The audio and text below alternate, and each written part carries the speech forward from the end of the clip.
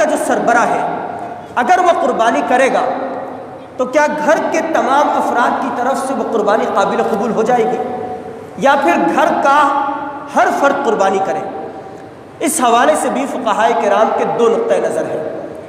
پہلا نقطۂ نظر جو بعض فقہا کا ہے وہ یہ ہے کہ گھر کا سربراہ اگر قربانی کرتا ہے تو گھر کے تمام افراد کی طرف سے وہ قربانی کافی ہو جاتی ہے۔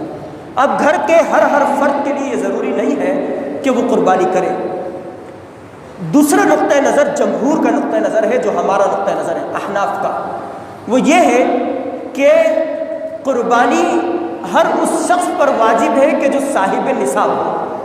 گھر کے اندر اگر 7 افراد ہیں اور 7 کے 7 صاحب نصاب ہیں، والدہ بھی، والد بھی، بھائی بھی، بہن بھی، سب کے سب صاحب نصاب ہیں، تو ہر شخص پر علیحدہ قربانی کرنا واجب ہے۔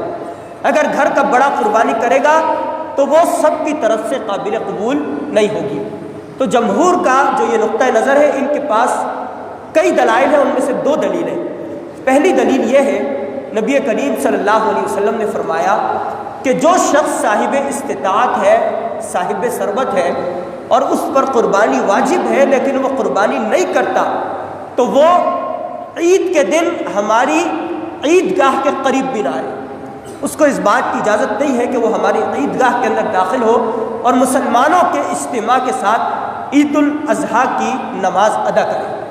تو اس سے پتہ چلتا ہے کہ جو بھی شخص صاحب نصاب ہے اس پر قربانی کرنا ضروری ہے، اگر وہ نہیں کرتا تو وہ ہماری عیدگاہ کے قریب نہیں آ سکتا۔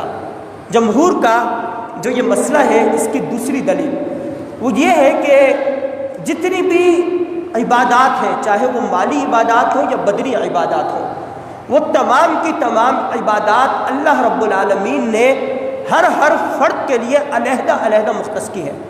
مثلا مجھ پر نماز فرض ہے، آپ پر نماز فرض ہے، اگر میں نماز نہ پڑھوں اور کسی اور کو کہوں کہ میری طرف سے نماز پڑھو، یہ ممکن نہیں ہے۔